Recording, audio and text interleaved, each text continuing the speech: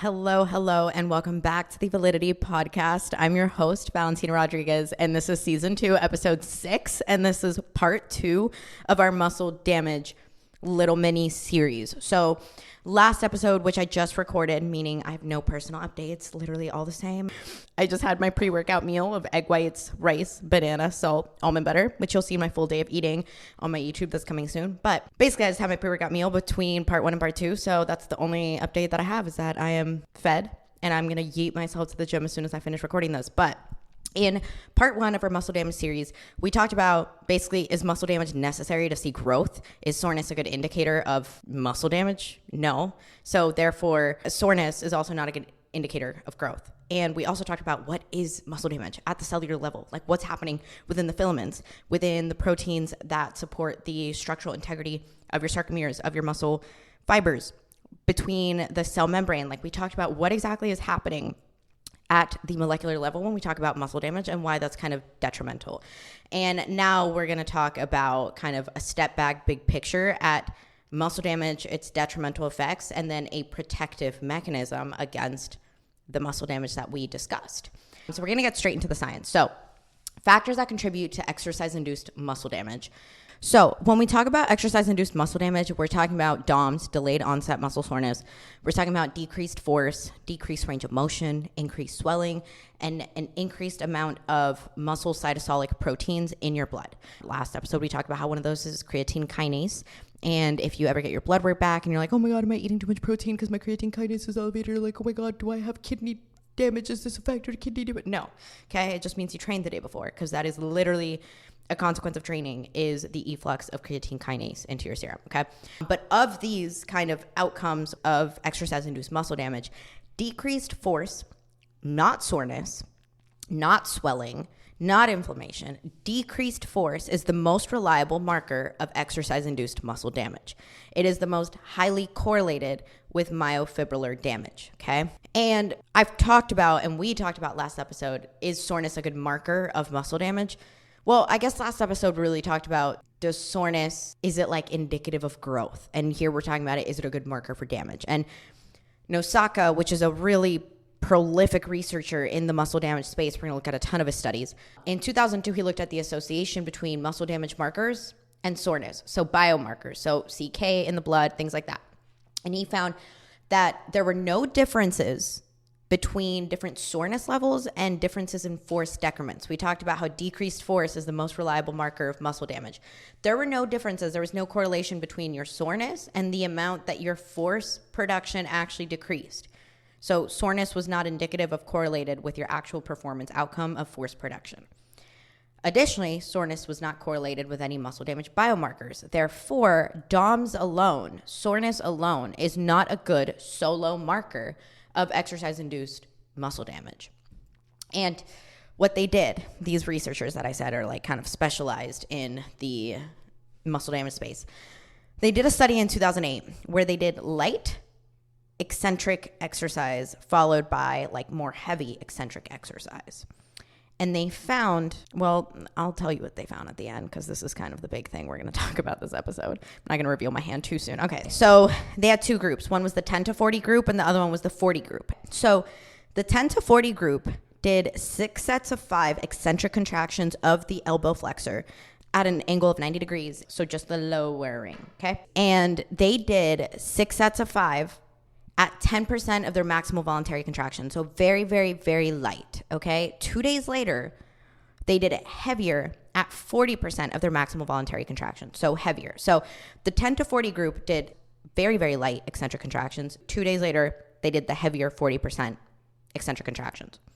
The 40 group just did the heavier 40% eccentric contractions, okay? So the 10 to 40 did 2 days prior of little light baby reps, light eccentric little reps at 10% of their MVC. And the 40% group just did the one bout of heavy little reps, okay? What they found was that the 10 to 40 group, so the group that primed their main workout with light eccentric exercise, saw less decreases in their muscle function, so less decreases in their maximal voluntary contraction and less decreases in their range of motion.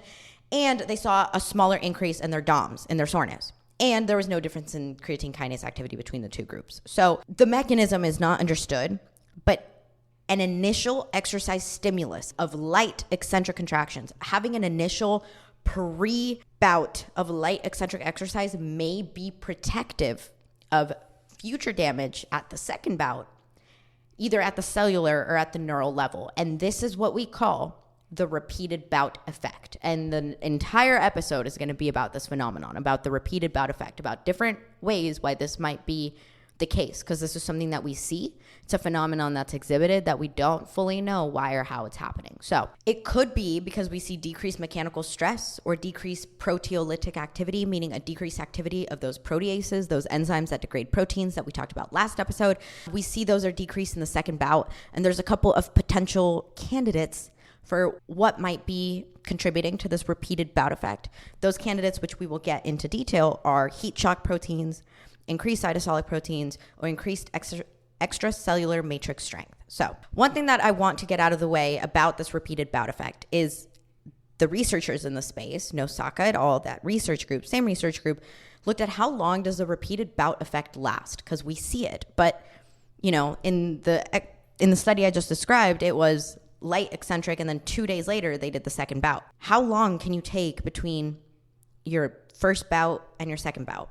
So in this study that they did to figure this out, they had 2 bouts of eccentric exercise training, and they had 3 different groups. One group separated the 2 bouts of exercise by 6 months. The second group was separated by 9 months, and the last group was separated by 12 months. Honestly, I was never expecting for these separations of the repeated bout effect to be like in months. I was thinking maybe days, maybe weeks, but months is kind of crazy. So let's talk about the results. The 12-month group, the group that did 1 session light eccentric exercise and then 12 months later did another one, that's kind of whack, but they did not see a repeated bout effect. So somewhere in those 12 months, the protective benefits of the first bout were lost, okay? The 6 and the 9-month groups saw increased maximal isometric force recovery, decreased soreness, and smaller increases in their arm circumference, creatine kinase activity at the second bout. And there were no differences in range of motion.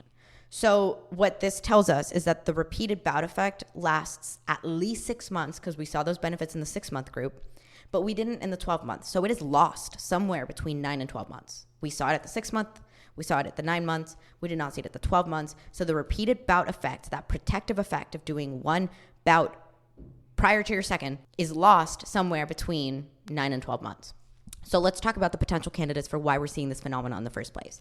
First one I kind of talked about is heat shock proteins. And heat shock proteins are proteins that aid in the folding or refolding of either damaged or new proteins. And so if you have proteins that are getting damaged by different things and they need to be refolded, because proteins are their structure is very related to their function, they need to be folded in a very, very, very specific tertiary or quaternary structure. Any kind of misfolding can disrupt its function. So heat shock proteins aid in ensuring that proteins that are necessary to do whatever they got to do are folded in the right conformation. And they also aid in the folding of proteins as they're being made. So either fixing or just creating new properly folded ones. And researcher named Paulson found that specifically heat shock protein 27 or HSP 27 and HSP 70 levels were increased after the second bout of resistance training at those Z discs and at sites of myofibrillar destruction. And we talked about Z discs is where desmin lives. And desmin is that intermediate filament protein that's in charge of maintaining the structural integrity that gets really commonly degraded after eccentric exercise. So if we're seeing an increase in HSP 27 and an HSP 70 at these sites where we typically see damage, these proteins might be protective of the damage that we see. And we see those levels increase after the second bout of resistance training, where we see less damage according to the repeated bout effect. So if they're increased at the places where we normally see damage, but we're seeing less damage, heat shock proteins might be protective. The next potential candidate is just an increase in cytosolic proteins. So increases in desmin, in titin, and in dystrophin may also be a mechanism for the repeated bout effect. A damaging bout of downhill running increased desmin and actin production and increased desmin, dystrophin, and titin mRNA, which also suggests a protective role, because if you do a damaging exercise and it upregulates these proteins that are typically damaged, they could be being upregulated to offset that damage, and that's what protects that second bout.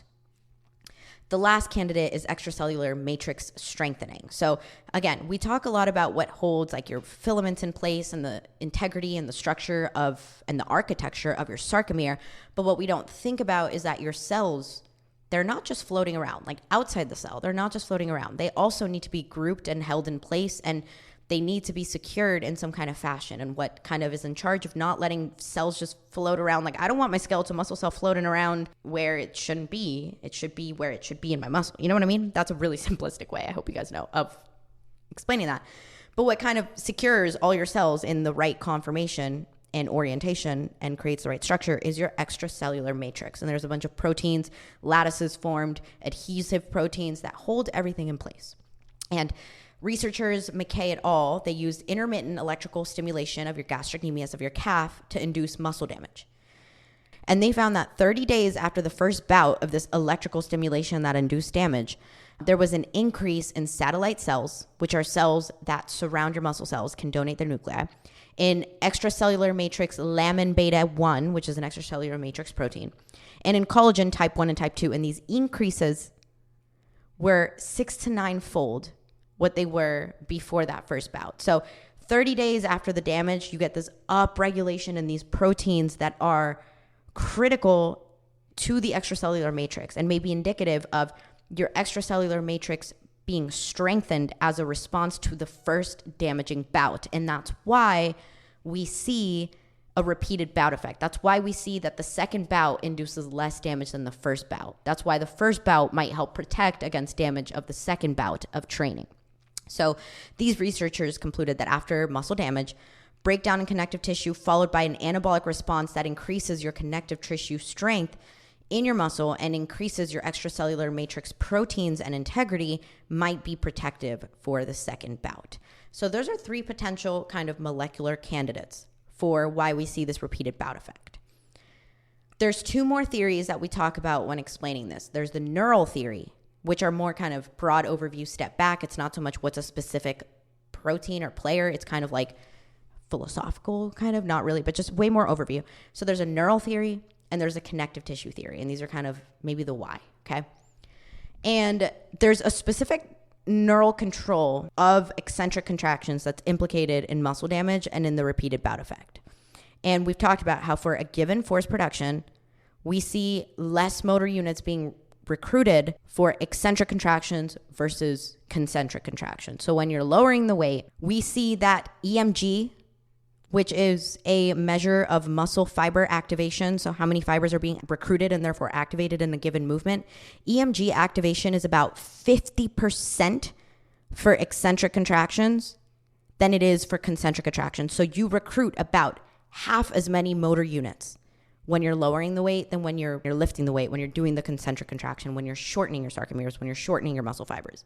That specific piece of evidence was found by Bigland and Lippold, and this just suggests that there's a decreased motor unit recruitment associated with eccentric training and eccentric contractions that theoretically might increase the opportunity to increase your efficient recruitment for the repeated bout. So it's saying it could be a neural thing that because you recruit less in the eccentric, you get more opportunity to make it more efficient, and therefore it can be protective. Pierinowski et al. Found that there's an increased synchronization of motor unit firing that might decrease the stress that's imposed during the second bout. So whenever you do it once, you increase your synchronization of motor unit because there's less in the eccentric.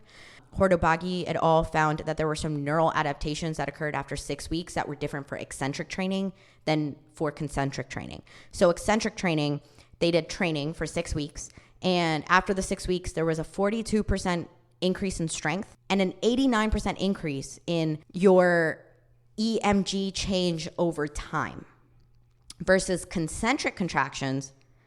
So those who trained 6 weeks concentrically, so typically what we do when we bodybuild and resistance train, there was a 36% increase in strength and only a 39% increase in the change in EMG over time. So both got stronger, but the eccentric group saw an 89% increase in their IEMG versus a 39% increase in IMG for the concentric group. That is a massive difference between groups when it comes to your muscle fiber activation over time, which does suggest that there is a neural component to either the recruitment or the synchronization of your muscle fiber recruitment and activation when you're doing eccentric training multiple times. The last piece of evidence for this neural theory of the repeated bout effect is Nosaka and Clarkson looked at neural adaptations, and they suggested that one of the neural adaptations that occurs in response to eccentric training is better distribution of workload across fibers. So you have less fibers being recruited, but you can better distribute those the more that you train eccentrically. So between the first and the second session, you're going to get better at distributing that workload. And then by the third, and that's why you see this protective effect coming from the repetition of eccentric training. And this finding, or this theory, was supported by the findings of Comey and Buskirk, which saw a really large increase in IEMG 3 weeks into eccentric training. They saw, I don't know the exact percentage right here in my notes, but it was a large increase in EIMG just 3 weeks into training, which suggests that eccentric training does change your muscle fiber recruitment and activation significantly, which might be reducing the risk of injury or damage. The last theory for the repeated bout effect is the connective tissue theory. And this one is more so I'll just get into it. So muscle damage is typically referred to as mechanical failure of individual myofibrils consistent with, this is going to get complicated and I'll explain it in simple terms soon, consistent with materials fatigue typical of ductile material subjected to cyclical tensile loading. Materials fatigue it's an umbrella term. You can use it in construction science, you can use it in architecture, you can use it in engineering, like it's a general term. But materials fatigue essentially talks about material that starts to fail after being stressed over and over time rather than breaking from one big overload. Okay? So when we talk about muscle damage, we are not talking about myofibrils that are damaged from one really hard, abrupt rep that tore something. We are not talking about one acute stressor. We are talking about structural failure from cumulative tensile stress. And that is distinct from failure caused by a single stress that exceeds your tensile strength. So essentially, when we talk about muscle damage, we're talking about your muscle fibers, your myofibrils, your cell membrane, whatever component you want to kind of focus on, weakening over time and eventually failing again after being stressed over a period of time rather than breaking from one big overload. And one of the most critical factors in the extent of muscle damage is the length of your muscle during the eccentric contraction.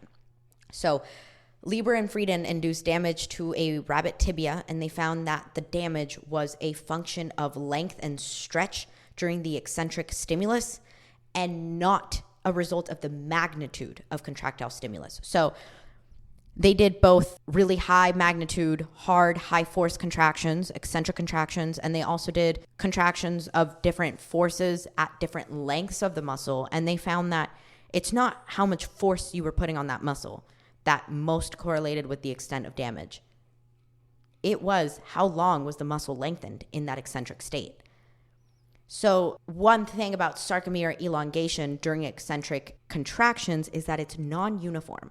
Some sarcomeres will maintain their length, and others might extend past myosin and actin overlap. And this is what we call sarcomere give or sarcomere popping. And if you have too many of those extending past overlap, you're going to see more damage. And this theory, in my opinion, by the way, I was at the wedding for this class, so I had to teach myself all of this because I did not sit in on the lecture. So I'm trying to conceptualize how this connective tissue theory could support the repeated bout effect. Because to me, I'm reading this and I'm like, repeated bout effect is about doing eccentric training over time and it being protective. But the connective tissue theory is saying that muscle damage comes from structural failure from stress over time and not from immediate acute stress. So if anything, I would think that it would disprove the repeated bout effect, but it could be that it's suggesting that there is a adaptation to your muscle's ability to sustain this stress over time that then makes it able to sustain the subsequent bouts of exercise. And that specifically eccentric training will prevent and protect at the connective tissue level.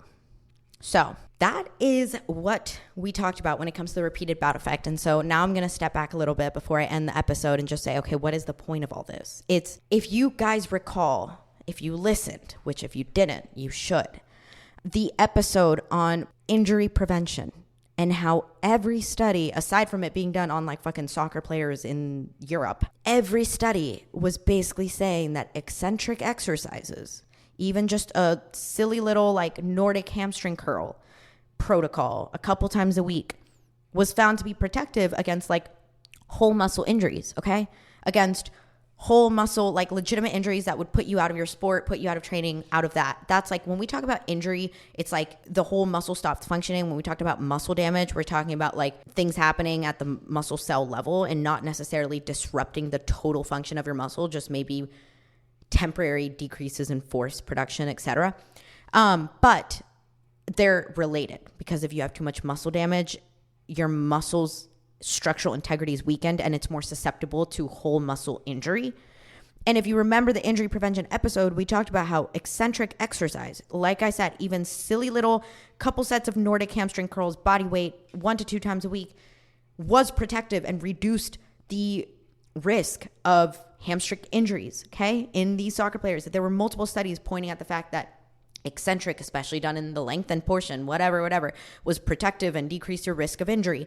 Now we're seeing that eccentric contractions at the muscle cell level are protective against muscle damage at the cellular level, potentially at the neuronal level, potentially at the neural level, potentially at the connective tissue level. Like, it's not a coincidence that doing eccentric exercise reduces your risk of injury, and then doing multiple bouts of eccentric contractions reduce the amount of damage that you see to eccentric contractions. It's kind of almost like a catch-22, because eccentric contractions, like I mentioned last episode, induce the most damage. But as a result, continuing to do eccentric contractions also protect the most against damage. And you can't avoid eccentric contractions. You're not just going to like do a bicep curl, raise the bar up, and then drop it, and then pick it up again, and then raise it up, and only ever do the concentric. You know, you're not going to do tricep push downs where you pull the rope down, and then you let it go, and then you grab it again, pull the rope down, let it go. Like, no. When you do a bicep curl, you raise the bar up, you lower the bar. You raise the bar, you lower it. Same with tricep extensions. You bring the rope down, you bring it back up. You bring the rope down, you bring it back up. Okay? Point is, we cannot just avoid the eccentric portion of exercise, like, entirely.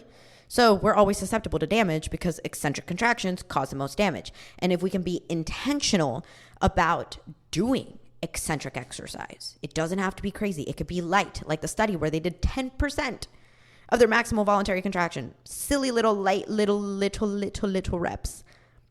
But eccentrically, they were protective. Okay? So take this in conjunction with the injury prevention and look at it both at the cellular level and at the whole muscle level, and recognize that eccentric contractions play a role in muscle damage, and you're susceptible to that if you're doing full range of motion anyway. But if you're intentional about your eccentric training, you can actually use that in your benefit and protect against injury. Similarly, or additionally, if you listen to the lengthened partials episode on whether lengthened partials are indeed more hypertrophic or not, we don't know, but we also don't know that they're not. And so if indeed we do end up one day getting definitive evidence that lengthened partials are more hypertrophic than full range of motion, then you're also not only getting protective benefits out of doing eccentric training, but because your muscle is activated and lengthened in an eccentric contraction, you're also getting hypertrophic benefits because you're kind of operating in that lengthened range of motion. So that's kind of my takeaway of why I think all of this is useful and pertinent and beneficial to you, because I think it's going to protect you at the cellular level, at the whole muscle level, and potentially, possibly, we don't know, provide hypertrophic benefits and help you grow more. So if you weren't inspired by the lengthened partials episode and you weren't inspired by the injury prevention episode, I hope this episode is what inspires you to add a couple silly little light eccentric reps to the beginning of your workouts every now and then, just to get some protective benefits from it, okay?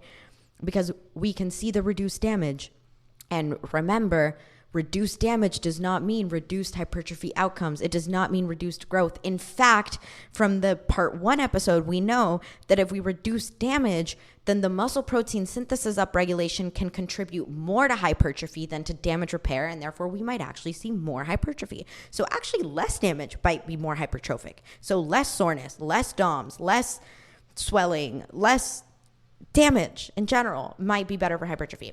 Again, that's just me kind of trying to draw dots and connect things, and that's more speculation than anything, but I think that has a solid basis. So with that, I will leave you guys to be on your merry way. Please let me know again your thoughts. I know these are way more technical. Maybe they're not, but to me, they feel more technical than they used to be, the episodes. So I'm excited to hear your feedback. Let me know if you have any questions. You can DM my personal Instagram, VallFitt at IFBB, VallFitt_IFBB Pro. You can DM or email my podcast, Instagram, or email. All my contact info is below. The world's first reverse dieting study that I am leading is still recruiting, so the recruitment email is below. And other than that, thank you guys for listening, and I will see you in the next episode.